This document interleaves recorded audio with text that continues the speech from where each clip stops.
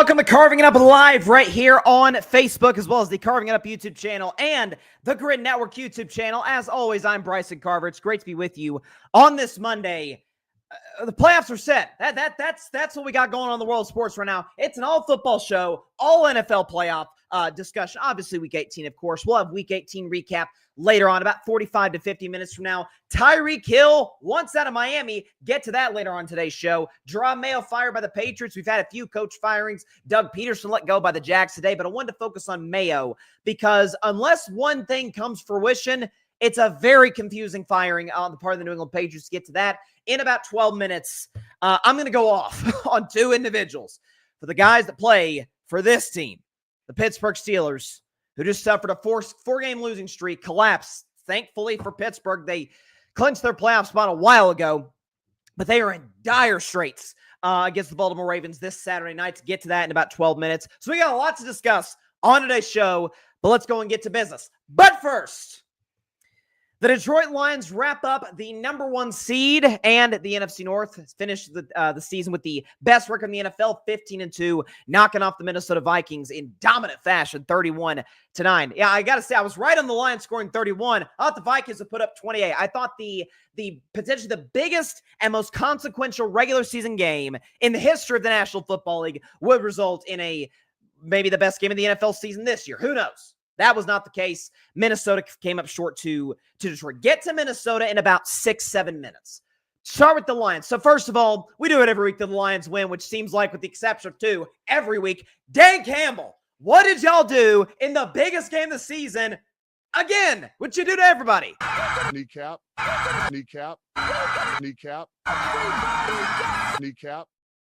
Kneecaps were bitten in Detroit. Again, 31-9. So first of all, Jahmyr Gibbs was nothing short of spectacular in this game, okay? You want to look at what Jahmyr Gibbs did yesterday.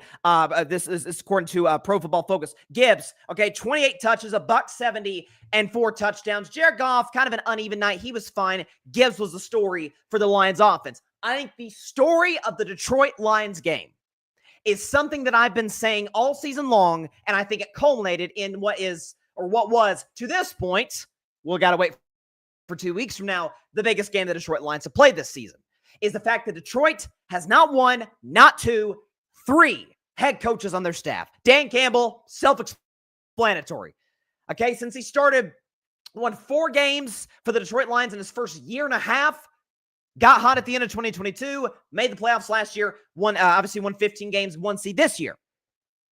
Ben Johnson, everybody talks about Ben Johnson, rightfully so. One of the smartest and most creative offensive minds we have in the game today. Nobody except for, I feel like, this show has been talking about Aaron Glenn, the defensive coordinator for the Lions. And by the way, the last few weeks, there hasn't been much to say about Aaron Glenn, and it's not even his fault. It's the fact that the Lions have 12 defensive players on injured reserve. And they held the Minnesota Vikings to 9 points. Let's go, just to put that into context, let's show what Minnesota offensively has done. Let's look at their season averages. Great at graphics once again by my man Alfred Parsar Jr. So the Vikings average about 25 points, around 350 yards, 257 pass yards per game, over 100 rush yards per game, 55% in the red zone, average time of possession a little over 30 minutes. You see those numbers? Yeah, let's look at that Aaron Glenn-led defense, missing 12 defensive players to IR. Let's look at what they did. And oh my goodness, they clamped them. Okay, so total yards, rush yards, a little higher than what their season averages. Or sorry, not total yards. Rush yards a little higher than what their season average would tell you. But 9 points compared to their average of 25, pretty darn good. 262 total yards, okay, that's 80 yards basically less than their average. 166 pass yards. That is almost 100 less yards passing than what they average. 0% in the red zone compared to about 55% in the red zone. Time of possession went down 7 whole minutes for the Minnesota Vikings. That is what Aaron Glenn and the Lions defense did. And he basically said, I'm going to throw caution in the wind. I'm going to say, you know what? Aiden Hutchins is gone. We got a bunch of defensive backs gone. I'm just going to say, the hell with it. I'm throwing the kitchen sink and then some. The kitchen sink, the soap, all of it, okay, at Sam Darnold. And I'm going to trust that my DBs can play straight man-to-man the entire night. And it was shocking what we saw. Okay, Justin Jefferson We all recognize the best receiver in football. Certainly I have. Okay. Amik Robertson, okay, who, by the way, I believe was a nickel corner who, because of injuries, they had to move the outside to play Jefferson. Here's what Amik Robertson held Justin Jefferson to. The best receiver in the game. 7 targets, 2 catches for 48 yards, and he also had 1 pass breakup. So you locked him up in large part because they were able to get consistent pressure on Sam Darnold. Keep in mind, this is the Vikings O-line that, despite missing Christian Darrisaw, who got hurt against the team the Vikings are about to play, the Rams, more Minnesota, in a couple of minutes, they were able to hold them, they were able to do a pretty good job. The offensive line was doing a good job this year, and the Lions said, we're just throwing everybody at Sam Darnold. Now, the downside is, the great side is the Lions get the number 1 seed. We were the best team all year. The downside for Detroit is now whoever is going to get them has 2 weeks to kind of stew on the fact, and at least a week to game plan for the fact that, okay, this is what they're probably going to be doing against us. So I don't expect the Lions to replicate this defensive performance in at least their first playoff game, which could be, it could be the Rams. It could be the Vikings. It could be, who's the 6th? It could be Washington. Who knows? Could be any of these teams, all of which, by the way, with really solid quarterbacks. And so we'll see, especially Minnesota matches up with them again. They get a second crack at this thing. But Dan Campbell, what can you say about the guy? Okay. We talk about coach of the years, and listen, I thought Dan should have gotten it over D'Amico last year, as great a job as D'Amico did this year. I was more of a Kevin O'Connell guy all season long, given what he did with Darnold. Still wouldn't have a problem if O'Connell got it. But keep in mind this with Dan Campbell. We talk about coach of the years, okay? Took over a disaster in Detroit. 3 wins year 1, 9 wins year 2, 12 wins, and the NFC Championship game in year 3, 15 wins, and the number 1 seed in year 4, tied with the team that I think they're going to meet in the Super Bowl, and I've said that since September.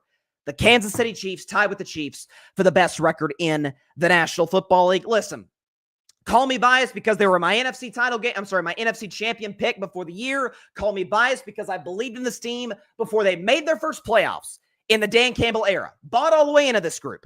But Ben Johnson, brilliant. Dan Campbell, culture builder. Aaron Glenn, about time we start giving that man some love, because what he did last night with a bunch of injured starters, absolutely insane, absolutely remarkable. Here was Dan Campbell. This is from the Detroit Lions YouTube account, by the way. Here's Dan Campbell yesterday in classic Dan Campbell post-game speech fashion. You guys look like you remember who the you are. Yeah, that was awesome. That's a hell of a win, guys. All I can think about is, man, we've been forged in this stuff now. This has been 3 years in the making. Some of it 4. Like, that just doesn't happen. You got to work through it, grind through it, and go through the downs to get to the ups of where we're at. That was unbelievable, man. Division winners, back-to-back seasons, and the number 1 seed. Could you not just run through a freaking brick wall for that guy? He's the best. For Minnesota, though, so I said coming into this game, I led the show off with talking about this game on Friday, that I felt that it was bigger for Minnesota to win this one. As big as it was, as much of a downer would have been for either team to go 14-3, and your reward is you don't even win your division, and you're the 5 seed. And now we learn, because of what happened over the weekend, you're going to face Matthew Stafford and Sean McVay on the road. Not great. You'd much rather have the first round bye and home field advantage going through your building. I thought it was bigger for Minnesota for a couple of reasons. A, Detroit's undefeated on the road. So Detroit, and it's Dan Campbell. He's the type of guy, man, who cares? We can beat anybody, anywhere. Name the time, name the place. Not to say Kevin O'Connell isn't that guy, but that's who the Lions are. That's who Dan Campbell is. The second biggest thing, and I think we saw a little bit of it last night, and I think Sam Darnold, listen, I was skeptical about Sam all season long. After last week's game against Green Bay, I'm like, okay, I'm in on him, on the Vikings bringing back Sam Darnold next year. I have not moved off that pick, take. We'll see what happens next week. Maybe if he plays poorly, we'll see. We got to see how it plays out. But I'm like, hey, Jared Goff's been here before. The Lions have played bigger games than this. The Vikings haven't, and Sam Darnold has never even come close to this. And Sam Darnold's never sniffed the playoffs, much less played a game in which playoff ramifications are massive, massive. Third biggest reason I thought it was huge for Minnesota, because as great as the home field advantage in Detroit is, a Ford Field, and those Lions fans are just awesome. As I said on Friday, I've gotten the privilege to come into contact with a lot of Lions fans over the last couple of years since I really bought into them as a franchise. Love the fan base. great as they are, when US Bank Stadium gets rocking, oh my gosh, it's as good of a home field advantage as there is in all of pro football. It rivals Arrowhead. It rivals the Superdome when Breeze and Peyton were doing their thing there. It rivals any stadium in the NFL. US Bank gets rocking, and it won't get rocking until next season because the Vikings are not going to play any more home games. So I think this game, as unfair as it looks to be on the surface, could potentially be devastating for the Minnesota Vikings. Psychologically, again, naturally it was going to be that way for either team that lost this game. But for Minnesota in particular, people expected Detroit to be great. People didn't necessarily expect that for the Vikings. I'm sure, listen, if you ask Kevin O'Connell, like, say, off the record, what do y'all think he'll be? Kevin O'Connell probably would have told you, we're going to be a double-digit win team, playoffs, maybe you can win the division. If you'd have told him 14-3, like, heck yeah, I'll take that. But you're also like, yeah, you also would have had the shot. The 1 seed would have been a little bit of a letdown for Kevin O'Connell.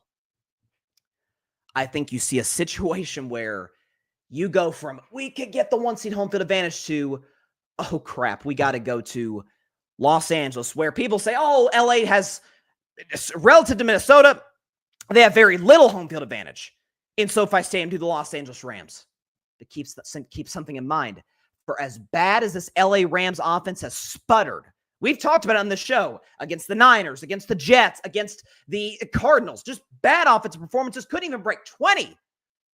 For as bad as those were, 2 things. A, the defense has been outstanding because they've been 3-0 in those games. And B, Stafford, week off. Kupp, week off. Nakua, I believe Kyron Williams, I think, got the week off. The key offensive starters for the LA Rams, let's chill back and rest. Hey, get the week off. This game against Seattle means something for seeding, but in the eyes of Sean McVay, he's like, hey, seeding is less important than I want the best out of my guys come playoff time. Now that we've wrapped up the NFC West, which I think is, in the case of the Rams, with older starters, the right mindset to have. So I think this is a dangerous matchup. Listen, I get the Vikings are favored on the road. I'm not saying they shouldn't be. They're the better team all season long in the regular season. Respect to them. But A, the Rams beat them. And Stafford had one of his best games of the season against Brian Flores, who I think is a brilliant DC, and that Vikings defense. And B, guys got extra rest, and there's a psychological sort of barrier that I think Minnesota in the coming 2 to 3 days is going to have to overcome before they get into this. And the good news is for the Vikings, it's not like it's a short week where you're playing on Saturday, right? Like, it's not a situation like that. It's, okay, this sucks. We're going to kind of reel over the next 48 hours. And then it's, okay, we got extra time to prepare because the Rams game is on Monday night. So you do have that component. And by the way, you're probably going to have a lot of fans from Minnesota into Los Angeles to cheer on their team. So I think the Vikings, I'm not saying the Vikings are going to get housed because I don't think they will. They very well could win. But I think that could have been a potential season killer for the Vikings. And I think something else too that I didn't love with Kevin O'Connell, and we rarely see this. We rarely see it from great coaches, of which I believe O'Connell to absolutely be that. You get into a bad way when you start to try and mimic the other team's coach. Dan Campbell's known for going for it. Dan Campbell goes for it. It's what he does. The Lions go for it because they're big, strong, tough men. We go for it every single time because we're the Detroit Lions, coached by Dan Campbell. That's what we do.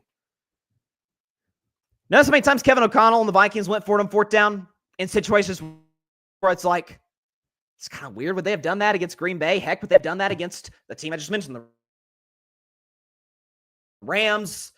Who else did they beat in the season? They beat the Niners when we thought the Niners would have a good year. Would they have done that against some of those teams as frequently as they did? Because the Vikings actually got the ball into the red zone a couple times where it's like, okay, score a touchdown, you take the lead, or score a touchdown, or even kick a field goal. You keep pace with Detroit, put a little bit more heat on Detroit. Not that they can't handle it, but Minnesota gives himself a better opportunity to stay in that game as opposed to just getting out of hand completely. They went for it early on a 4th down where I was like, field goal, get on the board, build a little momentum, settle Sam Darnold into where he's feeling like he's not having to play comeback in the biggest game of his career. So, and I love O'Connell. I think he's a brilliant coach. What he's done with Darnold has been absolutely remarkable. I didn't quite love the 4th down calls. I tend to be pro 4th down, go for it. Campbell goes a touch too far for my liking. The one against Green Bay on the Thursday night, I still don't think was the right call, even though it worked. But I thought O'Connell tried to play Dan Campbell's game, and that's not the route to go. So I thought the most consequential game in NFL regular season history, just given the stakes, first 14-win team, square off in the history of the league. And I'll tell you what, I think Detroit is, I know it sounds dumb, and we could show you the playoff, what the playoffs look like. Because these were actually, the NFC I got dead on, at least coming into week 18. These were my predictions before the year. But NFC, we could go and show that. Detroit's the 1 seed, Philly's 2, Tampa's 3, the Rams are 4, Vikings 5, and the Commanders are 6, and Green Bay fell to 7. Brutal loss for Green Bay against the Bears, just not even just in terms of loss, but in terms of lost some key cogs. And by the way, some of their, probably the cog, or second biggest cog, Jordan Love, got beat up in that game. We'll do a week 18 recap at the end of the show in about 35 to 40 minutes. Glad you stopped with us on today's show. Let's shift, though, to the AFC. So, AFC playoff picture, we could show you right there. I thought 5 and 6 would look different. You can understand why I'm a Steelers fan. Never did I think the Ravens were going to lose to the Browns. Come on. But KC's the 1 seed. We knew that. Buffalo, the 2 seed. We already knew that. But the Ravens wrapped up the North. They're the 3 seed. Texans were already at 4 as the South champs. Chargers won big time over the Raiders. No surprise there. Steelers lost the Bengals. Get to that in just a second. Broncos staved off the Bengals and the Dolphins, although the Dolphins lost to the Jets. And Denver's in the playoffs for the first time since Peyton Manning. And that Broncos defense got them a Super Bowl title almost 10 years ago.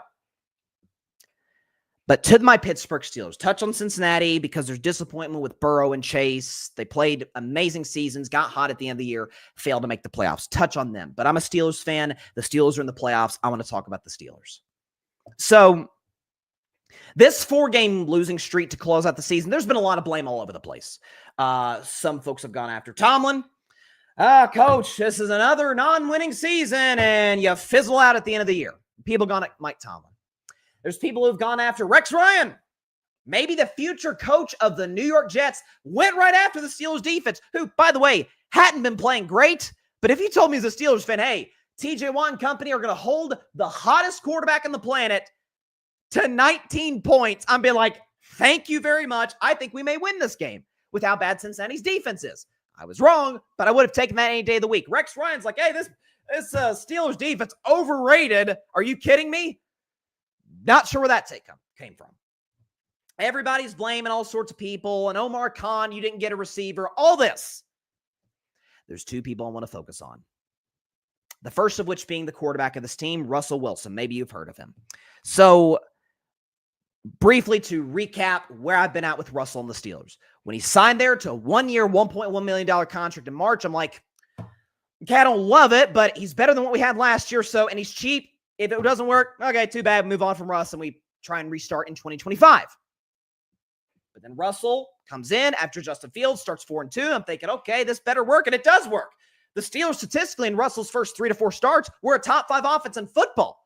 I'm thinking, dang, we may maybe extend Russ to a 2-3-year deal. Maybe we might be more contenders than I thought. Russ can hold the fort down. Maybe you can draft a quarterback in that span. We're set. And the last 4 games, it's been pretty bad. We can show you Russell's stats in the last 4 games and the Steelers' losing streak. Not very good. 4 touchdowns, 2 picks, throwing for not even 175 yards a game, completing barely 60% of his throws. Passer rating of 81, which is fine and nothing more than that, and a QBR 0 to 100 of 37, which isn't very good at all. It hasn't just been the play of Russell, who I did not think was good over the course of this game against Cincinnati at all. It is the lack of situational awareness that I bag on coaches all the time.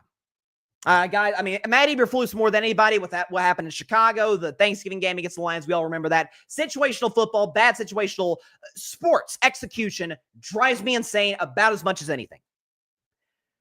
We got to get on the players, though, too, because this was Mike Tomlin's fault that Russell Wilson did what we're about to show you. This is from the ESPN broadcast of the game on Saturday night. Russell Wilson, 47 seconds left. Steelers are about 25 yards from field goal range. Russell thrown out of bounds, and he tries to truck a linebacker for a 3-yard gain, and then the very next play, Russell tries to make something happen, takes a sack, and now the Steelers are behind the 8 ball big time. We'll show you again. Just Russell thrown out of bounds. If he does it, we got 42 seconds or so to do something, get 25 yards with a timeout, 2nd and 10. Instead, he says, I'm going to run for 4 yards, and doesn't work, and then he gets sacked on the very next play. Tom has to burn the last timeout, and then it all snowballs from there. I know people got on Pat Freiermuth for the drop at the end. Only reason I'm not getting on Freiermuth, I don't think the Steelers would have gotten another playoff Like, maybe we would have gotten a field goal range. I don't know if the Steelers would have gotten to the line and gotten a playoff in time, because different situation than what happened in the Bears game yesterday against Green Bay. So there's the Russell part of it. To me, at this point, Russell Wilson is pretty simple. Offer him a contract to come back. Something in the ballpark of like 2 years. $40 million, if that. And even I'm a little, 20 mil. I mean, $20 million in 2025 relative to what $20 million 10 years ago for quarterbacks. Very, very different. The market has changed drastically. But Russell, take it or leave it. And if not, what I would do if I were the Steelers, bring back Justin Fields. He's a good starter. He'll maybe the Steelers make the playoffs. Maybe they don't. Honestly, at this point, who cares? They're not contenders right now.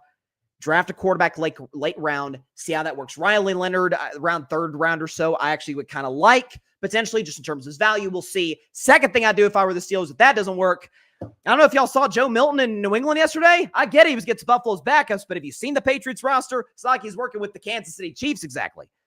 Okay, so trading for Joe Milton, high upside. I know maybe I'm a biased Tennessee fan. Wouldn't mind that.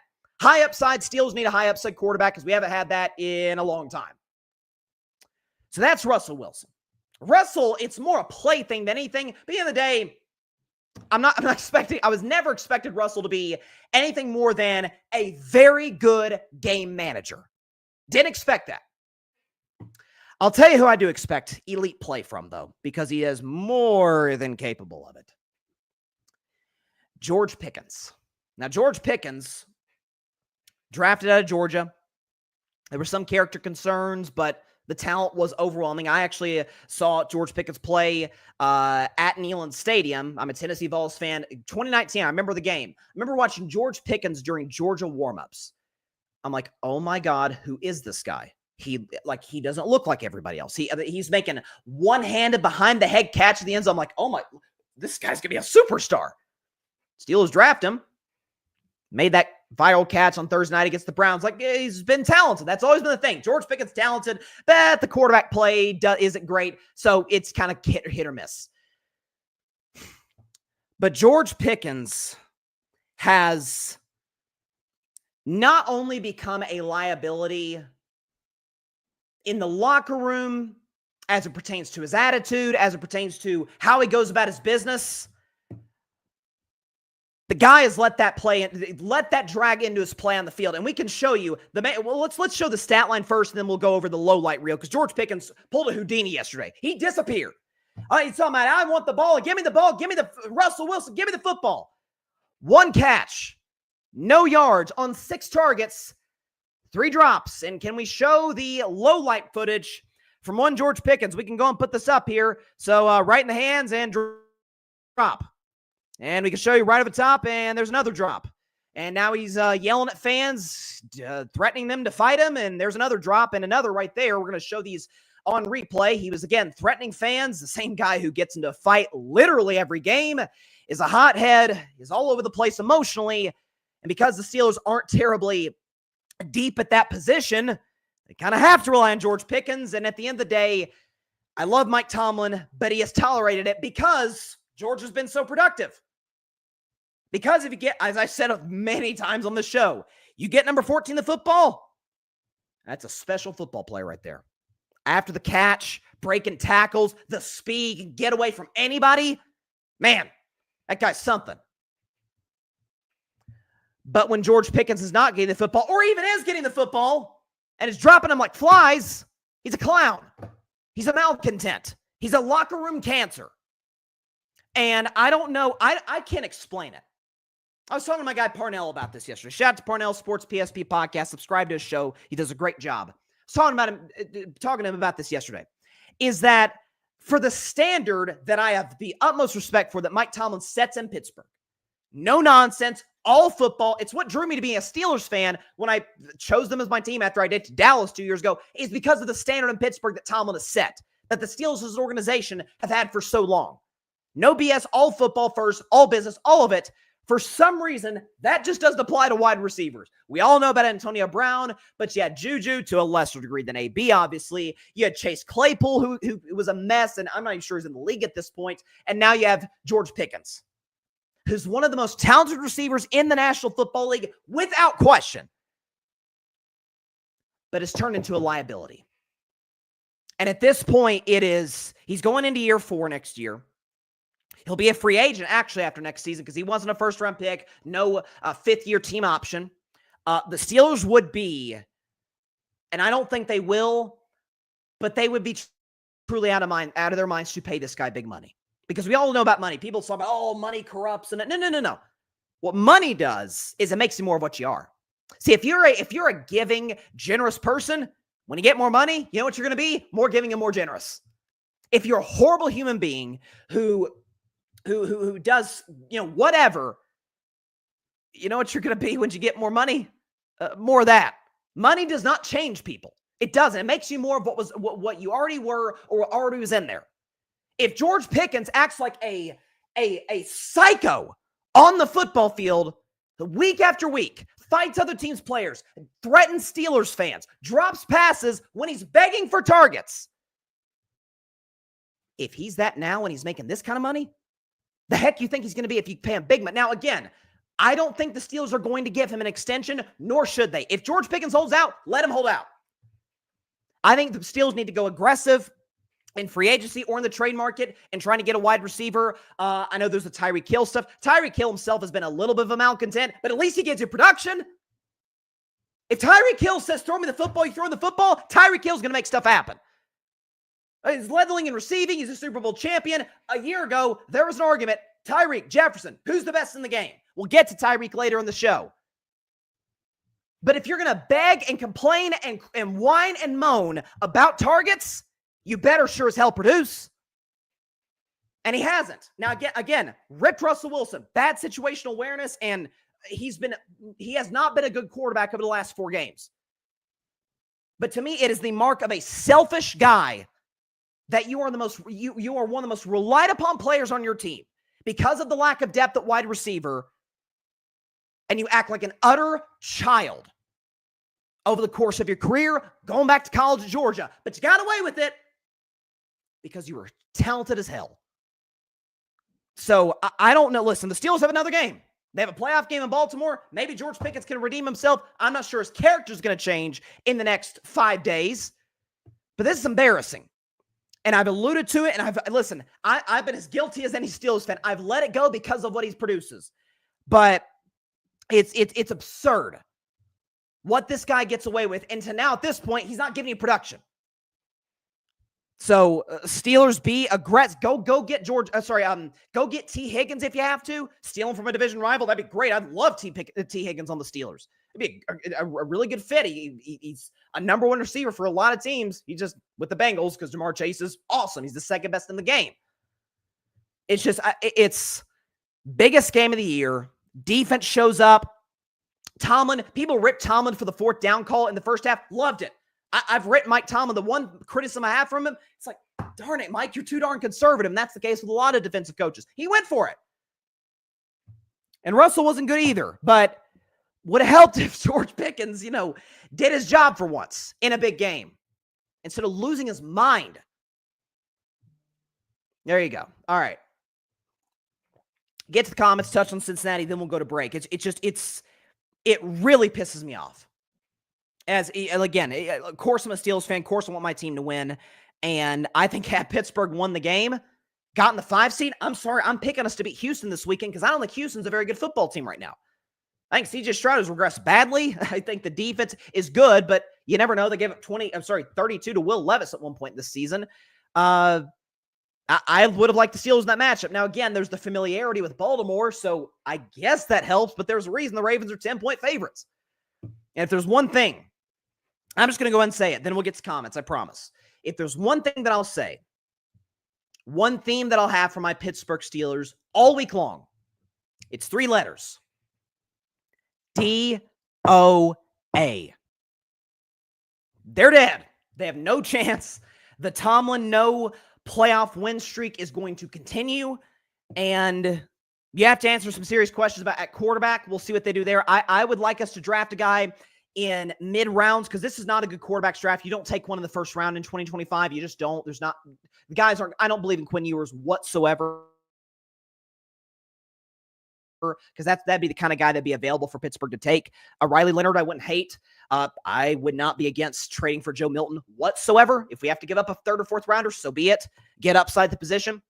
But let's see what we got in the comments. Patrick, Sam Darnold seeing ghosts. Someone should have called the Ghostbusters. Who are you going to call to get him under control? He was. Patrick, happy Monday, by the way. Happy Monday to you, Patrick, the writer of the of Chaotic Sports on the Grid's website. Check him out on the link to the Grid's website is on our social media at the Grid Network, and his stuff is within those links. So check out Patrick's articles. Here we go. Here comes the troll. Steelers Nation, let's well. Mr. Unlimited was mid. A lot of blame to go around. George Pickens, a.k.a. NFL Youngboy, a.k.a. NFL Crash Out, needs to grow up. Pickens running every route instead of just going straight down the sideline, and it's a positive play. His emotions get the best of him, fighting with opposing players, arguing with fans. It's just, it's insane. Patrick, Mike Tomlin put up with AB and he finally let him go. If Pickens had James Harrison, Troy Knight, Taylor in the locker room, this behavior would have been addressed.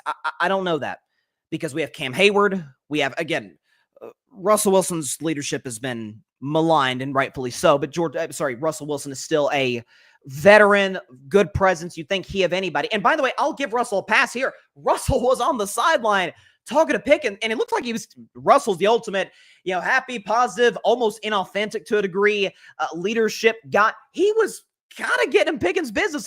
Now Russell had his helmet on, so you couldn't really read his lips, but he was like, dude, chill out, bruh. Patrick, I asked Steelers fans this: what is the standard? You have enough space between Baltimore at 10-3, clinched a playoff spot, and stopped playing football. Kept the streak alive of non-losing seasons. Yeah, great. Got a lot to show for that. Some playoff losses to Josh Allen and Mahomes. Who else is in that stretch? Who else have they lost to in that? Baker Mayfield lost to Baker Mayfield in that stretch as well. Lost to I think I got them all. So yeah, and no losing seasons. Now add Lamar Jackson probably to that stretch. DOA. There you go. So again to Cincinnati. And then we'll go to break. Because Cincinnati did win the game.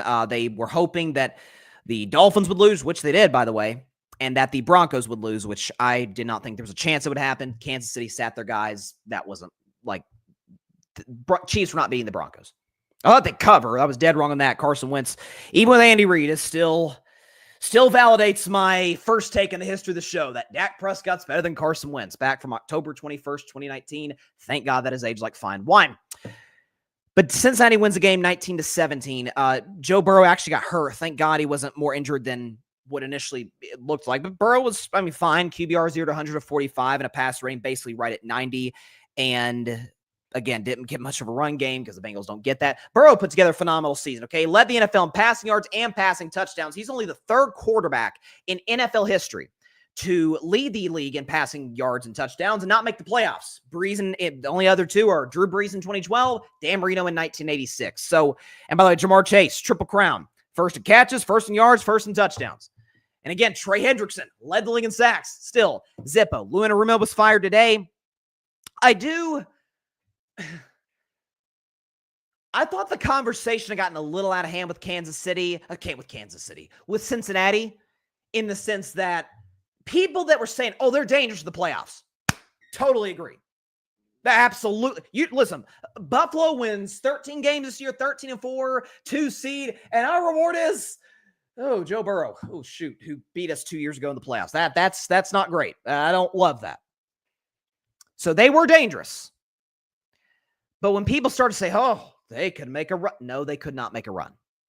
First of all, they lost 8 games this year. Okay, you're telling me a team that loses 8 games is all of a sudden going to win 3 straight road games in a Super Bowl against the best NFC team? No. Could the Bengals have won a game? Maybe. Sure, they could have beaten. With the way that offense can score, yeah, absolutely. They could have beaten Buffalo. But the way that defense was playing, Sunday was not about a great Cincinnati defensive effort. That was about what I just talked about. Russell blowing the clock late. Pickens can't catch a cold. All of those things. That was not a great defensive performance. Lou Anarumo, I actually thought this season, notwithstanding, is a decent defensive coordinator. I figured he would have been retained. Maybe someone else will hire him. We'll see. But I did think the conversation got a little out of hand. Dangerous, no doubt about it. You do not want to face Cincinnati in the playoffs. Super Bowl team? Really? Like, contender? I don't know if I go there. So, listen, as a Steelers fan, I'm totally fine with the Bengals not being in the playoffs. It is amazing that you have a talent of the level of Joe Burrow and Jamar Chase, and by the way, T. Higgins as well, and you managed to lose 8 games and miss the playoffs again, two years in a row now, and 3 out of 5 in the Burrow era. In fairness, 2 of those years Joe got hurt, but the offensive line still isn't very good. Running game's non-existent. Defense is terrible. I don't want to hear it's because they pay Burrow. I don't know. The Kansas City Chiefs pay Mahomes, and the Eagles pay Hurts, and the Chargers pay Herbert, and they seem to have pretty good teams. Just throwing that out there. All right, go to break. Take a minute. We've got a lot of engagement on Carving Up Live today. Off the charts today. Stay tuned. We'll be back in just a minute for the show. We're going to talk about Jerrod Mayo getting fired by the New England Patriots. Get to that in just 1 minute. Carving Up Live. We're just getting started here, baby. Stay tuned for just 1 minute.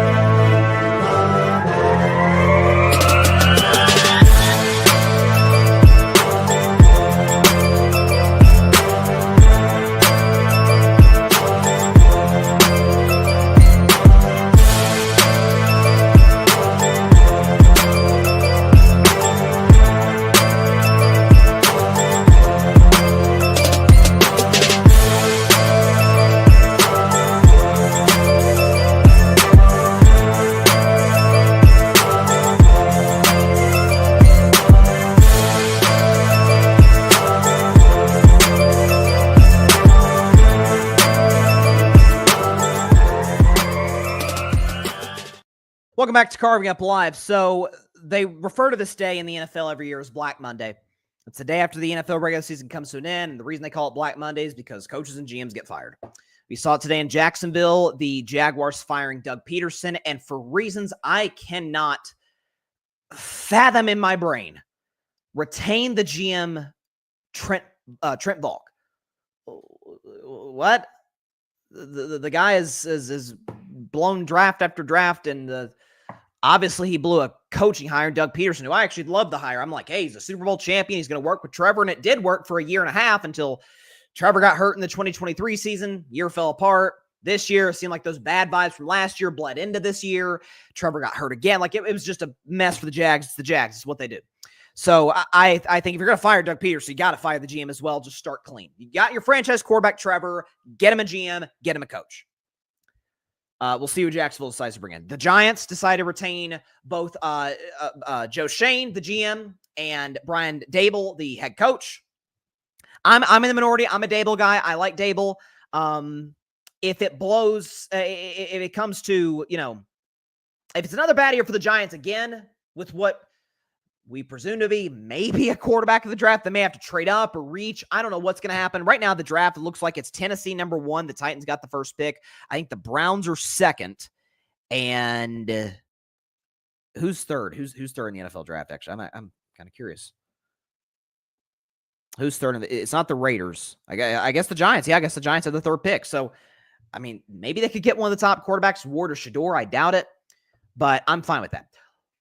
Let's transition to Jerrod Mayo, because he was fired by the New England Patriots. It didn't get to Black Monday today. He got fired yesterday. He got fired after the game was over after they actually beat the Buffalo Bills. Now, Buffalo didn't play their starters. Josh Allen played 1 snap so he could keep his consecutive start streak alive. Joe Milton came in, and Joe Milton, former Tennessee Vol, by the way, shout out Joe Milton, go Big Orange, go Vols. Joe Milton in this game, pretty darn solid to the point where I'm like, hey, Steelers, wouldn't be the worst trade ever. 22 of 29, 241 yards passing, 1 touchdown passing, another touchdown rushing, QBR 0 to 100 of 73.9, and a pass rating of 111. Joe Milton was pretty good.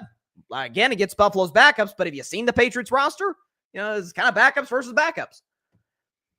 And they fired Jerrod Mayo. So here's my take,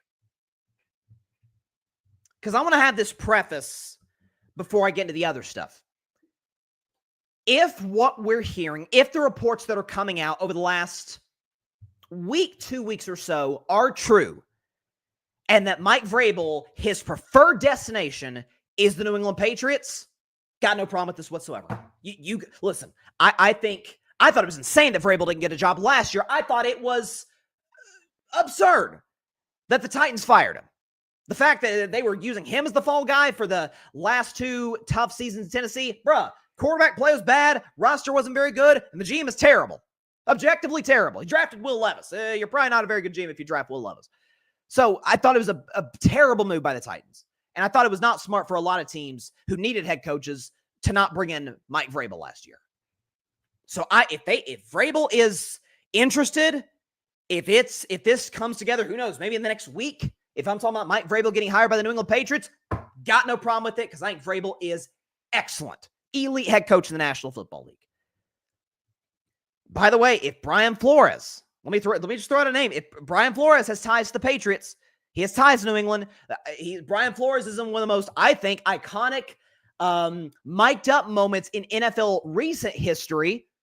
For those that don't know, remember when the Seahawks were at the 1-yard line against the Patriots? There's a great mic'd up about Brian Flores is calling in the defensive package, and he says I think he says 3 corners, and I think that's what he said, and he yells a silent. He goes, "Malcolm, go!" Yelling at Malcolm Butler.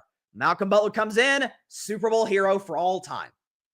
So if Bray bring Brian Flores, I'm like, hey, ties to the organization. He was a good head coach before. Still don't think the Dolphins should have gotten rid of him. And he's a brilliant defensive mind. If they fire Jerrod Mayo for a guy like Ben Johnson, Wes Phillips, Bobby Slowick, somebody like that, I don't get it. So here's why I say that. We all agree that the Patriots had the worst roster in the NFL. Like Carolina, we felt like early this year, it was like, maybe Carolina's worse than New England. Have you seen Bryce Young? I told you, don't give up on my man Bryce Young. He's looking pretty good lately. Carolina has some players. The Patriots, I've often called them this year talentless. You watch them and it looks like an elite college team playing an NFL team. So he came into a bad situation as is, did Jerrod Mayo. Nobody expected the Patriots would be very good. Rightfully so. Roster stinks. They had the 3rd overall pick in the draft for a reason in order to take Drake May, who looks pretty good. All things considered, with Drake May, with what he was working with, looked fine. Did Jerrod Mayo do a great job? No, far from it. I often criticize his post-game pressers. I'm like, man, they're kind of clunky. He's saying one thing on Sunday, and then he's walking it back on Monday, and then there's Wednesday's kind of weird. It's like Jerrod's not great with the media. With that said, and he was supposed to do what with this team? So let me get this straight. So you want to, by the way, I love Ben Johnson. I think Ben Johnson is brilliant. But it's like, hey, let's bring in Ben Johnson or Wes Phillips or somebody like that to fix this broken mess, which is just as broken today as it was yesterday. And you say, well, Bryson, the Patriots have the most cap space in the NFL. Will the Crafts use it? I'll tell you what, got a guy at the Grid Network named Tim Barnard who's got a podcast, Sponsor Support Summit. Check his stuff out. He's been on this for a while. He's a Patriots fan. Bob Kraft's kind of cheap. And Bob Kraft deserves blame, not quite as much as Belichick, but I'd say 65-35 to Belichick and Kraft for the reason Brady walked out the door in New England. Belichick, just because he just never embraced Tom for 20 years. It's like, bro, it's your quarterback. He's the greatest ever. Embrace him a little. Every athlete wants to feel loved to a degree. Every person wants to feel loved to a degree. Everybody. Even Giselle said in that documentary when they were still married, like, Tom just wants to be appreciated by Belichick. Kraft had a choice to make. Because these two can't coexist. Keep Bill, keep Tom. He chose Bill. Bob Kraft could have fired Bill Belichick the next day, but he stuck with him, let the greatest ever go, and he won a Super Bowl in Tampa and almost won League MVP the year after that. This is not a guy intent on spending it. Brady took I used to talk about this all the time. People are like, oh, they need to take pay cuts like Tom Brady. It's like, yeah, Brady took pay cuts. And then at the end of New England, it's like, okay, I'm taking less money. The whole point of me taking less money is so that you could put an elite team together. And because of A, Kraft's cheapness, and B, Belichick bombing draft after draft, he's like, okay, what's the point of me taking less then? I can't be selfless if y'all aren't going to do your job, to quote Bill Belichick, do your job. So circling back to what we were just talking about, Patriots have the most cap space, number 4 pick now in the draft. I think it's the number 4 pick. And we're sure Kraft's going to do a good job with that? Are we sure? Because to a degree, they kind of lucked into Bill, because Bill had been on Bill Parcells' coaching staff. There's a great book about the Patriots called The Dynasty, Jeff Benedict. Highly recommend. One of the best sports books I've read. It was great. Talked about that. The connections he had with Kraft. Brady, it's like Brady was like the 3rd pick in the draft. He was a 6th rounder. No one could have thought Tom was going to be what he became. Now, Bob Kraft's got to put together a football team. And so all of that circling back to Jerrod Mayo. Did he do a great job? No, he did not. How do we know that somebody with just as much experience coaching as Jerrod Mayo had coming into this season would change it as well? If Jerrod Mayo is fired like he was yesterday, and an experienced guy, in the case of Vrabel, an elite experienced guy, in the case of Brian Flores, I think the potential to be an elite, eventually experienced guy, I get it. It's like, hey, let's bring in a guy who's been there, done that. In the case of both men, ties to the organization. In the case of Vrabel, let's see, he got Ryan Tannehill to an AFC title game and a 1 seed. He's a pretty good coach. But it's Ben Johnson. I think Ben Johnson's brilliant, but my only critique of Ben is it's almost like being a president of the United States. You've got to have a presence about you. You've got to be able to walk in a room and people feel you. Deal with connection problems. Look, are we back? Looks like we deal with connections problems for a second there. Back to us. What I was saying is, you got to walk in a room and there's a presence about you. I don't think Ben Johnson has that. I mean, he pulled out of the Washington interview last year. It was kind of clunky. Like, does he have a head coach's presence? Or is it that he and Dan Campbell are the perfect combo because Dan Campbell brings the presence and Ben Johnson brings the offensive wizardry to the team? Only time will tell. I'd obviously hire Ben Johnson if given the opportunity to, unless you're the Patriots. Because it doesn't make sense firing a guy with no experience after, by the way, 1 year with a horrible team. What the heck was he supposed to do? And then bring a guy with no experience taking over a mess.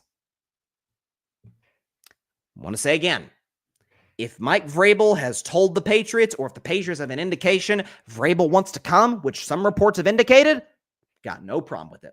That is Mike Vrabel. You got an opportunity to get him. You go get Mike Vrabel. Brian Flores, I'd feel the same way. First of all, I don't think Ben Johnson wants to come to New England, but even if he did, guy with no experience in place, guy of no experience. Doesn't make a whole lot of logical sense for the Patriots, and I don't get it. As for Jerrod Mayo, listen, he's a Tennessee guy, so obviously I'm pulling for him.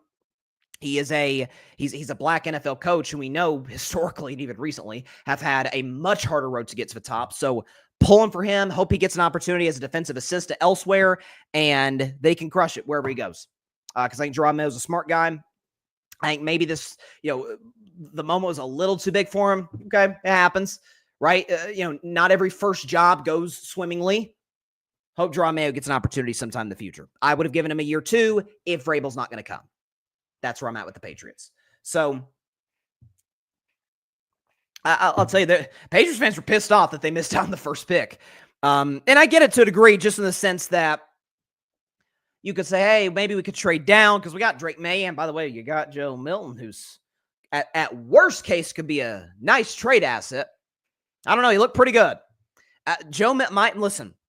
I was always a much bigger Hendon Hooker fan as a Tennessee Vol fan than Joe Milton. The production was better, so there's that. But also ran the offense better, was more accurate, had a good pocket presence. Milton didn't see the field well. Milton had a bad accuracy problem at Tennessee with some open receivers, by the way, in the Josh Heupel offense. So I was like, God, by the way, Joe Milton is the only, other than Mahomes, is the only human being that I'm like, oh yeah, I think he could throw a football further than Josh Allen. I absolutely believe that. And I want to see it actually at some point. If he's gotten the accuracy thing down, because the reason Joe Milton was as late a pick as he was had nothing to do with talent. By the way, also had nothing to do with character. He was a great high character guy, leader at Tennessee. Everybody loved him. It was he's kind of up and down consistency. Does he see the field well? The accuracy is not great, but the arm strength is freakish. Moves well. if he's gotten those things down, if he's gotten those things, addressed, hey, absolutely. I think, again, I'm going to put this out there. I think the Steelers should trade for Joe Milton if they feel he would be a better potential franchise quarterback than somebody that draft third or fourth round. Because I think the Steelers, if they don't trade for Milton, should draft a quarterback in the mid-rounds. They'd be crazy to do it in the first round because this is not a good quarterback draft. If I were Pittsburgh, either offensive line or wide receiver. By and large, first round, it's smart to go with an O-lineman because great O-linemen overwhelmingly come in the first round. Receivers come everywhere. First round to seventh round, undrafted. So that's what I think the Steelers should do, but I think they would not be doing their due diligence if they don't draft a quarterback at some point in the draft, preferably rounds 3 on. So we'll see. Transitioning now, Tyreek Hill. Tyreek Hill is not happy. He said that, so the Jets beat the Dolphins yesterday, and by the way, what could have been Aaron Rodgers' final game, we'll touch on that in our Week 18 recap in about 10 minutes. Tyreek Hill put it on the record. He wants out of Miami. Matter of fact, on his Instagram today, he changed his IG profile picture to Antonio Brown. Remember Antonio Brown, literally quit on the Tampa Bay Buccaneers in the middle of the game, ironically against the Jets at MetLife, and ran out the field, shirtless, pads off. Tyreek Hill put that as his profile picture with, instead of an AB's face, it's a Photoshopped picture of Tyreek's face. And so he's made clear he does not want to be a Miami Dolphin anymore. Let this be a lesson to all great athletes and also to all people who work with successful teams, businesses, companies, etc. If you yourself are talented, and dear God, is Tyreek talented. They didn't call him the Cheetah for no reason. There's a reason he got that name. This, to me, is the NFL equivalent of Kevin Durant with my Golden State Warriors. Now, it's not equivalent in the sense that KD was not drafted by the Warriors. Tyreek was drafted by the Chiefs. Tyreek helped the Chiefs break a long championship drought. KD didn't with the Warriors. They did that before he got there. But in their respective exits, almost identical. If KD had left the Golden... See, when Warriors fans are like, why does KD want to leave? I'm like, I agree with that, but I'm also like, in the mind of KD, he's like, okay, I came here, won 2 titles, won 2 finals MVPs. Some people think I'm the best player in the world, even better than my teammate, Steph Curry, and y'all still won't give me the requisite credit because I joined a super team. Okay, let me go win a championship as the guy elsewhere. As a competitor, totally get that. I wish to God he would have stayed in Golden State. I get it. But he went to the Brooklyn Nets. See, if he got to Miami or Boston or the Mavericks or historically well-run franchises, he went to the Brooklyn Nets. And I'm like, he said, I'm going to leave Steph Curry for Kyrie Irving. Now, again, Kyrie Irving has matured tremendously, and I give him immense credit over the last few years. I've grown to actually quite like Kyrie Irving. Forget about the vaccine stuff. That's at this point irrelevant, regardless of what Aaron Rodgers thinks. As a dude, Kyrie has really evolved. But at that time, that was not the case. And he left maybe the best leader in the NBA, Steph Curry, for Kyrie, and the best organization, undoubtedly, the Warriors, for the Nets. Tyreek Hill, very similar. It wasn't like, because Tyreek's whole thing, I want the bag. It wasn't like he wasn't being well compensated as a member of the Kansas City Chiefs. And, by the way, as a nice little bonus in that contract, you get to catch passes from, the best player alive, Patrick Mahomes. The best coach alive, Andy Reid. And, by the way, you get this guy, maybe the greatest in the history of his position, Travis Kelce, to draw a lot of attention away from you, to make your job much easier. Oh, and your GM, Brett Veach, always surrounds the team with talent, and the ownership group, the Hunt family, stays out of the way, lets the pros do their job. And a great fan base as well. Now, Miami, I'm not saying Miami doesn't have a good fan base, but Kansas City's fan base is notorious. One of the loudest stadiums in the league is Arrowhead. And he said, no, I value the bag more because I got my ring. I value the bag with the Miami Dolphins. And you see now, yeah, he's got the money. It's great. It's nice. I mean, maybe he's got more money to buy another, another car or something, another luxury vehicle. I guess it helps him with child support at this particular moment in his life. But I mean, last year out in round one, this year no playoffs at all. Year before that, actually, they went out in round one that year as well. And the Chiefs have won 2 Super Bowls and had the best record in the league this year, and I think are going to win again. It isn't as if Tyreek was being slighted by Kansas City. It is same thing. It's not like the Warriors were like, hey, Kevin Durant, kind of like a side, 6-man type of guy. Folks, I remember this very well. I'm a Warriors fan. I remember everything with this franchise. Steph Curry, Klay Thompson could not speak higher of Kevin Durant. Yeah, there was a situation with Steve Kerr, but I don't know. Did Michael Jordan, Phil Jackson always get along? Doubt it. Michael Jordan didn't get along with anybody most of the time. Just how it works. Draymond Green, yeah, that happened, but Draymond Green has been more than successful post Kevin Durant, just like he was successful pre Kevin Durant. And by the way, love Kevin. I'll never forget the moment where I was in my base. I was 13 years old in my basement, turned on the TV July 4th, and the TV says breaking news: Kevin Durant signed with the Golden State Warriors, and I was ecstatic, as any Warriors fan was. And Kevin's an exemplary human being. He's a good dude. He does a lot of amazing stuff in his community. Love his family, his mom. I think Kevin Durant has gotten a bad rap over the years, and I've defended him for the longest time over it. Love Kevin. But that was a bad move. That was a bad decision by Kevin Durant, and that was a bad decision by Tyreek Hill. Take a little less money to, get another ring, to get passes thrown to you by a guy who's probably a couple Super Bowls away from being in the GOAT conversation. Get a guy to draw attention away from you who is in the GOAT conversation for his position, Travis Kelce, and have a coach who's also in the GOAT conversation himself, Andy Reid, who's going to put you in the best position to be successful more than any coach in the National Football League. You had it. But you're like, yeah, the bag. It's more valuable. Grass ain't always greener on the other side, especially if you go from a historically, well, I should say, at least recently, well-run franchise, and by the way, a dynasty in favor of a team that has not won a playoff game in a quarter century. Let this be a lesson to every uber-talented human being out there.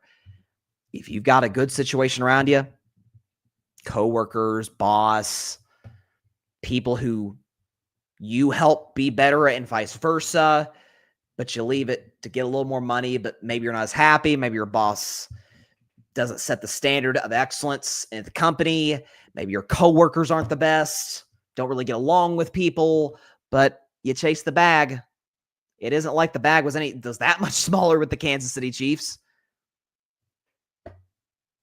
I mean, is it safe to say that Tyreek Hill... Now, the defense would not have been as good in Kansas City because Kansas City, through that trade, rebuilt their defense. Trent McDuffie, a bunch of their guys came via actually, Isaiah Pacheco, not a defense guy, but came from the Tyreek trade, if I remember correctly. So, they rebuilt their defense through Tyreek. That said, you're telling me Kansas City wouldn't have won at least one ring in the last 3 years with Tyreek? Of course they would have. Very careful about leaving dynasties, leaving well-operated, well-oiled machines. Kevin Durant with the Warriors, Tyreek Hill with the Chiefs, in order, in the case of KD, to be the man, which I would have defended had he gone to a well-run team, but in Brooklyn, in the case of of Tyreek Hill, you had everything, and you were highly compensated. I don't know. Not shocked by the trade request because Tyreek has been publicly flirting with his old ex, the Kansas City Chiefs, on Snapchat, on social media. Not a crazy thought to say that reunion might very well happen. It could. We'll see. Patrick Brown is in the comments. Almost said Patrick Mahomes. Cheetah choosing Miami over Kansas City didn't equal happiness. You don't leave a well-oiled machine. No, you do not. And he made a mistake. He did. And, the Dolphins gave up a lot of compensation, and in result, they've gotten 2 playoff appearances, 2 playoff losses, and this year they missed the playoffs. So, And by the way, this is Jalen Waddle's excellent. I love Jalen Waddle, but this could potentially be kind of tough for Miami because Tua's resurgence didn't happen. Now, we'll see if it was more Tyreek or Mike McDaniel. My guess is more Tyreek in terms of what helped Tua turn from a okay start to, a pretty good player who's one of the highest, most highly compensated players in the position, or not in the position, in the league in general ever. So this could hurt Miami more than it does Tyreek. But let's see what his market is, because I'll tell you, let me put this out there. You know who I think might be actually, I'm going to walk that back. I was going to say a team that could fit for Tyreek is the Los Angeles Chargers, because we all know, like Ladd McConkey is really good. And by the way, we've seen over the course of this year is very valuable to that offense. But Ladd McConkey is probably an excellent number 2 receiver. If he's your number 2 to a great number 1, hey, you're set. The only thing is, again, Jim Harbaugh, culture guy, again, very much from the Tomlin, Dan Campbell, Mike Vrabel, for example, Jim Harbaugh, Sean McVay, tree of culture. Everybody shows up, does their business. We have fun, right? Like it's not Bill Belichick where it's the no fun zone, but we're here to play football. We're here to go about our business in a professional way. That's not really Tyreek. So the fit would work on the field. I'm not sure if in the locker room or within the organization would work. I know people have talked about, people talked about Washington. There's a number of NFC teams that could go after Tyreek Hill.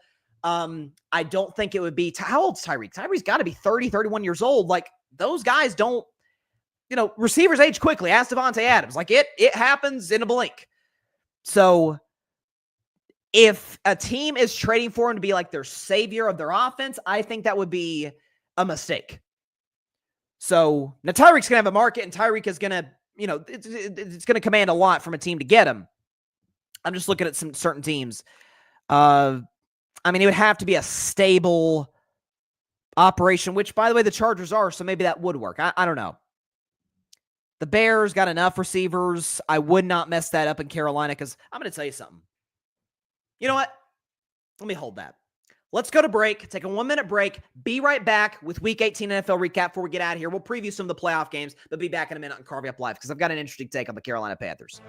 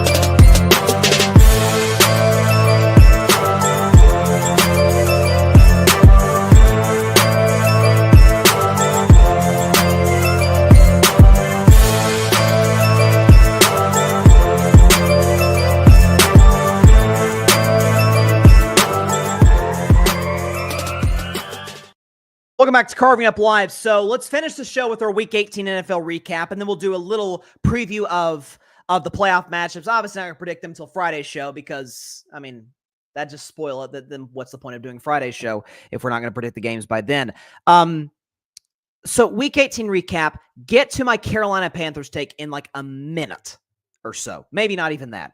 So go over the game. So we had the Saturday game. Already talked about Steelers-Bengals. But before that, the Baltimore Ravens won 35-10, wrapped up the AFC North. At the time, I was like feeling good. It didn't make it didn't make if I were a betting man, which another winning week, by the way, 2-1. But I was thinking, man, I know Cleveland's horrible and the Ravens are rolling, but man, 20 points is a lot. And mid-fourth quarter, I'm like, hey, it's 21-10. I'm feeling pretty good about this. And then Derrick Henry does Derrick Henry things. 20 carries for $138. As great of a year as Saquon Barkley had, Derrick Henry had 1,900 rushing yards. So 80 more yards, Derrick Henry joins the 2K club as well. But he was great. Lamar Jackson, passing wasn't great. Only completed 50% of his throws, but ran the football effectively. Ravens got my Steelers, and the Steelers have owned Lamar Jackson throughout the course of his career, and the playoffs have owned Lamar Jackson over the course of his career. With that being said, and if they shock me, great. DOA. That's all I'm saying about the Steelers. DOA. To the Panthers, though. I said I had to take on the Carolina Panthers. I'm going to give it to you right now. So they beat the Atlanta Falcons 44-38. Atlanta needed to win, and Tampa Bay needed to lose in order for the Falcons to win the NFC South. Bucs won, so the loss meant nothing for Atlanta. Actually, it helped them a little bit in terms of draft positioning. But talk about Bryce Young. So first of all, if there's one thing that I've learned with this show, it's that don't put your finger up and see where the wind goes. Stick with your guns if you think you'll be right. Just a word of advice. It's not a deep philosophical thing. I'm not trying to be Aaron Rodgers on the show today, but if you think you're going to be right, stick with your guns. Now, if you're just proven just dead wrong and overwhelming data supports, the other side, just give it up. Don't be stubborn. But I said when Bryce Young was benched after week 2 of this season, people were like, oh, he's a bust. He's terrible. The Panthers were idiots to draft him. I said, here's the thing. I thought Stroud was the better prospect as well. I liked his size more. I like his command in the pocket better, arm strength better. I like CJ Stroud more. But I kept saying, if CJ was the first pick and Bryce went to Houston, who's to say that the roles wouldn't have been reversed and we'd be talking about CJ Stroud like a total bust? And I'm like, Bryce went to Carolina. It's a terrible owner. It's the offensive line stinks and all these different things. But to the credit of Dave Canales, who I liked that hiring a head coach a year ago. I thought because my thing was, hey, Dave Canales, what do we know about Dave Canales? History with short quarterbacks, or short relative to NFL quarterback standards. He's worked with Russell Wilson. He's worked with Baker Mayfield. Who's to say can't work with Bryce Young? Offensive line has gotten better. Receiving core, running game, Hubbard looked pretty good. And all of a sudden, Bryce Young, second half of the season, looked better and better by the start, and he finishes the year, albeit against a horrible Atlanta Falcons defense. But still, this is Bryce Young we're talking about. Folks thought he was done at the start of the season. 25 of 34, 251 passing yards, 3 touchdowns through the air, 1 touchdown rushing. Right, no, my bad. 2 touchdowns rushing. QBR 0 to 100 of 94.3 and a passer rating of 123.5. Like I kept saying, I love Dave Canales. I'm like, okay, yeah, the coaching is in place. What about the O-line, which was objectively horrible coming into the season? It's gotten better. It's improved. It's looked somewhat competent. It looks better than Chicago's O-line with Caleb Williams. I'll tell you that much. The weapons. Adam Thielen has been a productive receiver his whole career. Okay, you got some other guys down the list. This Jalen Coker kid looks pretty good. Looks like a nice player. Chuba Hubbard, again, didn't play in this game, but has looked like a good running back over the course of the season. The Panthers have a run game. Everybody gave up on Bryce Young, except for yours truly. Because my thing was like, I don't know, he's the number 1 pick for a reason. Saw him at Alabama. Well, this is Alabama. CJ Stroud played at Ohio State. Okay, we're not exactly talking about, cornbread tech. I mean, this is the Ohio State Buckeyes. They both played for college football powers. Both were Heisman-level players. Bryce Young won the award in 2021. Bryce is not, I kept saying this was my one thing. Bryce is not as bad as what the tape says. That sounds crazy, but given the situation he was in, Bryce was not as bad as the tape says. Here's the take I'll have today on the Carolina Panthers. 2 years ago, April 2023, people thought I was crazy when I said this. It was our draft show on the Grid Network. And I said in my sort of preamble before we got into the coverage and the nuts and bolts of it, I said, keep your eye out for the Detroit Lions in this draft. I said, if they make some good picks here, because they had a good offseason, if they can hit on some of these picks here, Detroit Lions are going to the NFC Championship game. I said that on that show. And what do you know? It came true. And now this year, I think, are going to validate my next big prediction from them. And that's they're going to win the NFC and go to the Super Bowl in New Orleans. I'm here to tell you right now, I don't think the Panthers are championship contenders. I'm not going to go there. I'm not going to go there yet. I'll say today, if the Carolina Panthers have a solid offseason in terms of free agency, but more importantly, hit on their draft picks, they're going to be a playoff team in 2025. They are absolutely going to be a playoff team this season. You've got the coach, Dave Canales. He has a great track record in this league, and look what he did to turn around the Panthers after they looked just worse than New England, looked awful this season, worse than the Giants. And all of a sudden you look up, you're like, they're a pretty competitive team. I mean, from a gambling perspective, they're covering often, more times than not. Bryce Young is making good decisions, is moving well. Now that he's got protection, it's like, hey, Bryce Young has a nice arm. He's accurate. He moves well. And maybe to a degree, the benching was good for him.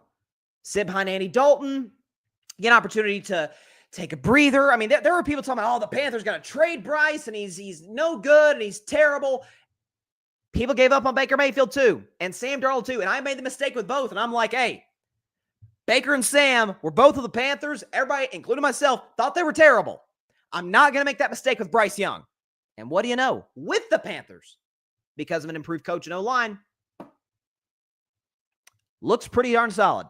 So, just going to take a little victory lap in the fact that I didn't give up on Bryce.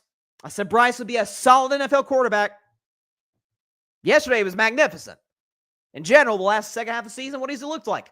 A solid quarterback, and for the record, a little bit better than C.J. Stroud, who, by the way, Texans won yesterday. Stroud didn't play. Will Levis stinks. We knew that. Quickly on the Texans and C.J. Stroud, because this will transition me in what the next game I wanted to discuss was. Y'all remember that moment when the Texans played the Bears in week 2?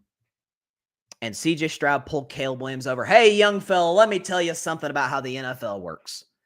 And people are like, oh, look at C.J. giving Caleb tips. And I came out the next day. I said, I hate this. Hate this. C.J. Stroud's not a 10-year veteran. C.J. Stroud's not, been an all-pro or gone to a Super Bowl or gone on deep playoff runs. He's a sophomore. You think the sophomore in high school should be given the freshman tips? There's a few things they can give him, but generally, it's best to take your advice from your older brother or sister who's a senior. That's usually the best route to go. And CJ, like, let me tell you, young fella, how the NFL works. It was like, are you trying to son Caleb Williams? Like, you're a year older than him, dude, or at least in NFL years. Their age, I imagine, is similar. Since that moment, Caleb, more passing yards, more passing touchdowns, less picks, actually half the picks, by the way, and a better passer rating. Just saying. Be careful that you don't get your comeuppance. And I like CJ. I do. I think he's going to have a bounce back year next year. But careful about that stuff. So let's shift to Chicago quickly, again, in our Week 18 recap. So they beat Green Bay 24-22 in a walk-off field goal.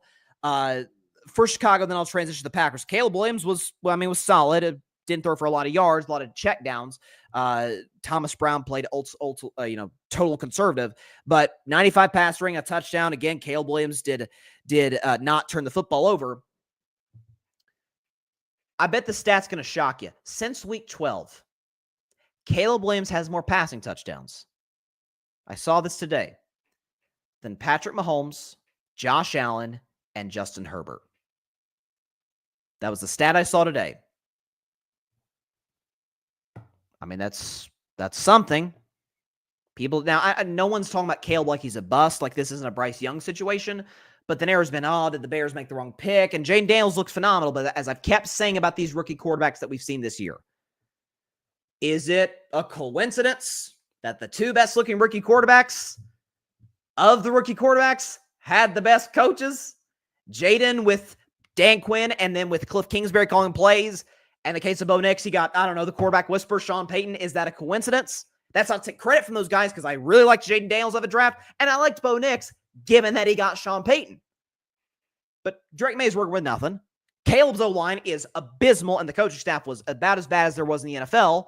And Michael Penix Jr., limited time, but I like what I've seen so far, so we'll see more from Penix in 2025. So, good finish year for Caleb. For Green Bay, though, bad 24 hours for the Packers because they lose, sadly, Christian Watson for the entire rest of the season, torn ACL. It's reported by Adam Schefter that the start of the 2025 season for Watson is in jeopardy. So that, prayers up for the young fella. Hopefully he's able to recover, get right quick. ACL recoveries tend to be quicker than they used to be. But, man, pressure for Christian Watson because that just sucks for him. And Jordan Love also hurt his elbow in this game, came back. I think he came back in the game. Yeah, he did. But so he's not totally healthy coming into this game. At least he tried to come back in, I should say, Jordan Love. Malik Willis finished the day off for the Packers. So they're the 7 seed now. They got to go to Philly. Now, Philly, Jalen Hurts is still in concussion protocol, so we got to see how that works out. But brutal loss for the Packers. Yikes. Safe to say, I got Bryce's best 10 coming up on Wednesday. I don't expect to see the Packers in that list because not good at all. What else do we have in the games? Talked about the Patriots. Colts beat the Jags. Didn't watch a single snap. Okay, yeah. Washington beating Dallas. So Washington wins 23-19. Marcus Mariota comes in. I'll say everybody's throwing touchdowns for the Commanders. Game-winning touchdowns. Jaden threw a game-winning touchdown in the last 2 weeks. Mariota threw one in the waning seconds against Dallas to beat the Cowboys. Washington's now the 6th seed. They're going to Tampa. Preview that game in about 10 minutes or so, 15 minutes. Dallas is finishes 7-10. My man Barry Grant Jr. called it. He said 7-10. Now, I don't think Dallas would have went 7-10 had Dak not gotten hurt. With that said, shout out to Barry because he's a Cowboys fan, I think. He hit that right in the nose. But Trey Lance, I hope Jerry Jones liked the trade because he got Trey Lance for a 4th-round pick, and he got 1 start out of Trey Lance. So hope that worked for Jerry. Trey Lance was fine. I mean, he wasn't bad. He had a pass rate of 81, which is better than what he usually produces. But hope they enjoyed that trade in Dallas. I will say, we'll see what happens with Mike McCarthy. We'll talk about that maybe this week and going forward. Jerry Jones, sneaky good actor.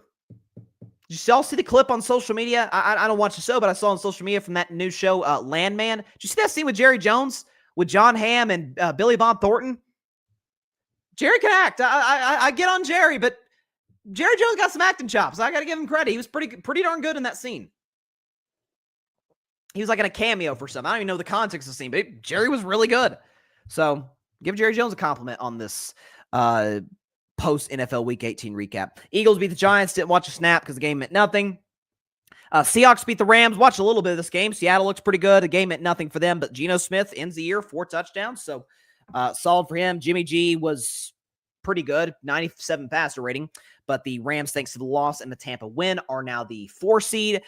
Buccaneers, though, beat the Saints, wrap up the South, and get the 3 seed, as I just mentioned.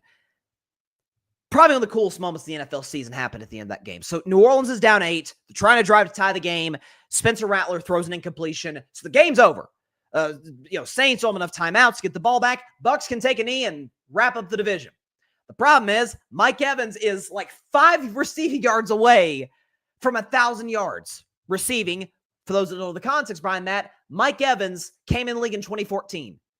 He has had a 1,000-yard receiving year every single year, 10 years straight, and was 5 yards away from 11 years straight of 1,000 yards, which, for the record, Jerry Rice holds that record. The greatest player.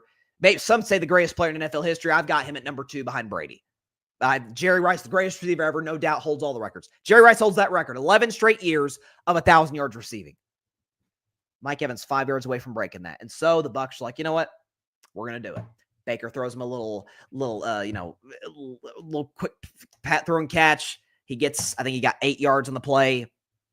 And he spikes the ball. He's hyped up. The Bucs are hyped. Like Brady was on the call on Fox, and Brady obviously threw Mike Evans a lot of passes, won a Super Bowl with him. And Tom is like, yeah, like yelling at the booth. It was awesome. Awesome moment down there in Tampa. So good. And I'll tell you this, I used to joke with my 2 co-hosts on the Triple Option Sports Show over the fall. Shout out to Addison and Asher. I used to joke with them. Vibes and pitching win in the postseason of Major League Baseball. Vibes don't hurt in football. And the vibes of the Tampa Bay Buccaneers right now are pretty good as they face Washington on Sunday night. That'll be a fantastic game. A lot of points is what I'm imagining we'll see. Jets knock out the Dolphins out of the playoff picture, or really the Broncos did, but Aaron Rodgers could have been the final game he ever played in his career. So Aaron, if this was it, you went out pretty well. 23 of 36, 274, 4 touchdowns passing, only 1 interception. QBR only a 44, but a passer rating of 112. So if I'll say this, if Aaron does retire, I've got a take that I'll give. I haven't given this particular take on Aaron Rodgers. Listen, those that have watched the show for any length of time know how I feel about this particular player. I think he is. I don't even think this. I don't think it's debatable. One of the 10 greatest players in the history of his position, a first ballot Hall of Famer, a deserving multi-time league MVP, and other than Mahomes, the most gifted quarterback I've ever seen in my life. With that said, I think his leadership qualities are abysmal. I think he's lectured us for years on how important football is, but every action he takes says the exact opposite. He's burned a lot of bridges. And forget the vaccine, which for some reason Aaron's still obsessed with the vaccine thing, which I don't get. Literally no one except you and RFK Jr. cares about that, but knock yourself out, buddy. But leadership qualities are abysmal. Football is not first, and you need that from your quarterback. And he underachieved in the playoffs year after year after many MVP years. That's not my take I'll give on Aaron when he retires, because I actually have a different one. But if Aaron retires, kudos to him. Went out pretty darn good. I'll say this. It was definitely his last game with the Jets, because my guess is it sounds like Rex Ryan is going to come back and be the Jets head coach, which I'm not sure I really like that hire at all. But Aaron is not going to be the quarterback if Rex Ryan is the coach. That I do know. And I don't know what Aaron's market is. And I said last week, Aaron needs to retire. I also said in that segment, I hope he doesn't, because he's great for my show, because Aaron provides a ton of content for carving it up. But he should retire. And that had been a good way to go out, at least individually. In terms of team success, it was horrible. The Jets were kind of what I thought they'd be, which was awful. So there you go. Broncos secure a playoff spot, 38 zip against the Kansas City Chiefs. Bo Nix was phenomenal. 26 of 29, 321 through the air, 4 touchdowns passing. QBR 0 to 197, pass rating of 152.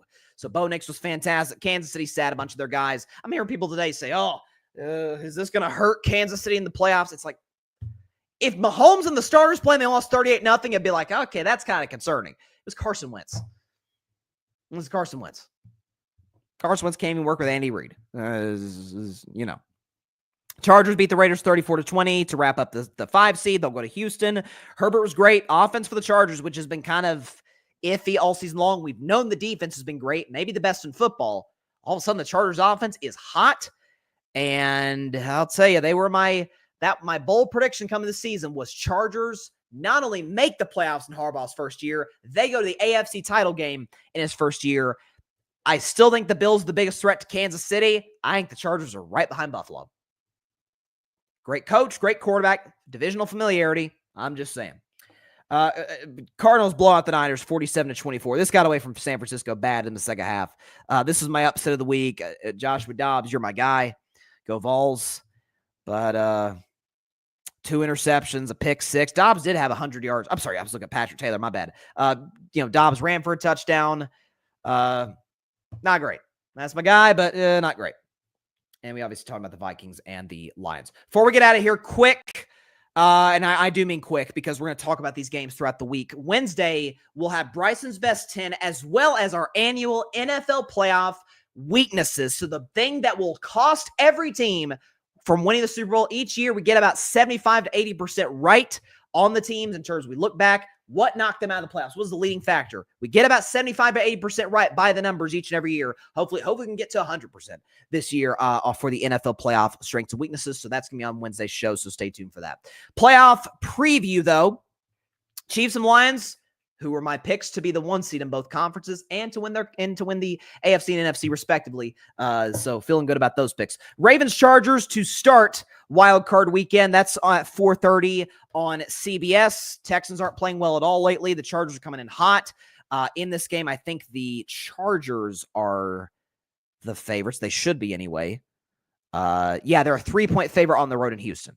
Now, Houston was a dog last year at home against Cleveland and blew the doors off the Browns. The difference is that's old Joe Flacco. This is Justin Herbert. So we'll see what happens in that one. Steelers Ravens on Amazon Prime Saturday night. Nothing would give me more joy than to be wrong on the Pittsburgh Steelers in that they are DOA going to Baltimore. Lamar's a bad playoff quarterback. Lamar historically isn't very good against my Steelers. I would be shocked. And the Ravens, by the way, are 10-point favorites, which is the biggest favorite of the week. I actually love the next game, Broncos-Bills. I figure the Bills would be like 11-point favorites. I'm shocked that the Ravens are favored more against the Steelers than the Bills are against the Broncos. Maybe 38-0 had something to do with that, but that shows you how low Vegas views the Steelers, and I won't refute them on that. But the Bills favored by 8.5 over the Broncos. So Buffalo, again, I've said this is the best chance for Buffalo to beat Kansas City, and it's the first playoff rodeo. Get it? Broncos rodeo. Point is, first rodeo for Bo Nix in the playoffs, first rodeo for Sean Payton in the playoffs with Denver. They did a remarkable job in getting here. We'll see how that plays out. Packers, Eagles on a Sunday afternoon on Fox. Eagles, that line has come down. It was at Eagles -4.5 a few hours ago. Now it's Eagles -4. So that, and by the way, the news came out today that Jalen Hurts is still in concussion protocol. And by the way, he got hurt 2 weeks ago. So if this is Kenny Pickett, then the Packers are in bad shape right now. Watson is gone for the year and beyond potentially. And Jordan Love's beat up. They came this season, cold, not playing good football, but that could be a real shot in the arm for the Packers. Maybe Saquon can lead the Eagles to victory, but a lot of this is going to hinge on Jalen Hurts' health. Commanders, Bucks. Bucks are a 3-point favorite at home. I'll tell you this, a lot of points. Whatever I predict on Friday's show and who wins, just know I think there's going to be a lot of points. I'm kind of back and forth on this matchup because Jaden is red hot. Washington is coming in feeling like they're the team of destiny. 12-5 season for the Commanders. I thought Washington would be pretty good this year. I had them at like 7-8 wins, which was much better than last year. 12 wins. Who'd have seen that coming? And Tampa Bay back in the playoffs for the 5th year in a row, 4th year as NFC South champions. Baker's having the best year of his career. That'll be some fun. And then some Monday Night Football, the Minnesota Vikings and the Los Angeles Rams. Vikings are a road favorite, -1.5 right now. Minnesota's the better team, but the Rams beat them. The Rams have extra rest in terms of their starters. The Vikings' morale has to be somewhat damaged after losing out on a shot to get the 1 seed and get a week off, had the playoffs run through US Bank. We'll see, but talk about all these games throughout the week. We're going to have some fun on the show. That is it for this week's, for today's episode of Carving Up Live. Be sure to check us out on Wednesday at 6 p.m. Eastern, 3 p.m. Pacific time, right here on Facebook, as well as the Carving It Up YouTube channel and the Grid Network YouTube channel. Of course, be sure to like, share, comment, and please take 2 seconds out of your day. Hit that big red subscribe button down there because it helps this channel grow exponentially. Please tell your friends about it, your family about it, everybody know about Carving It Up Live. We've been growing over the last couple of weeks, growing pretty rapidly, so please tell everybody know about the show because this thing has picked up some steam. So I'm so thankful to the audience, to everybody who's tuned in to watch, listen, however you've done it. We greatly appreciate your support. Just as importantly, be sure to go subscribe to the Grid Network. That is GRYD, the Grid Podcast Network, right here on YouTube, as well as any and everywhere that you get your favorite podcast, be it Apple Podcasts, Spotify, iHeartRadio, any and everywhere that you get your favorite podcasts. You can find us at the Grid Network, where we dare to be different. A man who commented today, Patrick Brown, check out his articles on the Grid's website. As for other content creators, check out their stuff on YouTube, social media, any and everywhere that you get your favorite podcasts at the Grid Network. Check out the 8 o'clock spot, by the way, tomorrow night. Speaking of Grid Network game shows, tomorrow night, 8 p.m. Eastern, 5 p.m. Pacific time. It's my last show hosting before I go to the Disney College program in Florida. Carving It Up will continue in a different capacity, but it will continue. But last 8 o'clock spot for the next few months. So look forward to that. Tune in 8 p.m. Eastern, 5 p.m. Pacific time. We'll have some fun there. But as for this show, Carving It Up, we'll be back here on Wednesday at 6 p.m. Eastern, 3 p.m. Pacific time, right here on Facebook, Grid YouTube channel, Carving It Up YouTube channel. We certainly hope you will stop by for some sports talk. All right. Help everybody stay safe out there. Please be sure to take care of your physical as well as your mental health. And please be sure to contact your local state representatives and senators to demand change for gun violence in America. Because it doesn't matter where you lean, right, left, center. This is an issue that impacts every single one of us as Americans on a day-to-day basis. And no matter what anybody tries to tell you, oh, there's no problem here, or oh, there's only one solution to the problem, both are BS. Both are not true. It's a massive problem that needs a number of detailed, nuanced solutions to address it. So Let's make our voices heard as citizens to keep our brothers and sisters in this nation as safe as we can. All right. Playoffs are set in the NFL. We're going to have a ton to talk about all week long with playoffs, with coaching searches. College football playoff semifinal is this week. Man, it's a week like this that make the show so fun, even more so than it already is. I appreciate everybody for stopping by and listening. See y'all on Wednesday, 6 Eastern, 3 Pacific time. Please be sure to stay safe out there. God bless y'all. Peace out. Steelers, prove me wrong, guys. Prove me wrong. Thanks so much for watching the show on YouTube, and be sure to go click that big red subscribe button and check out the other clips and full shows from Carving It Up Live, as well as our other incredible content creators here on the Grid Network.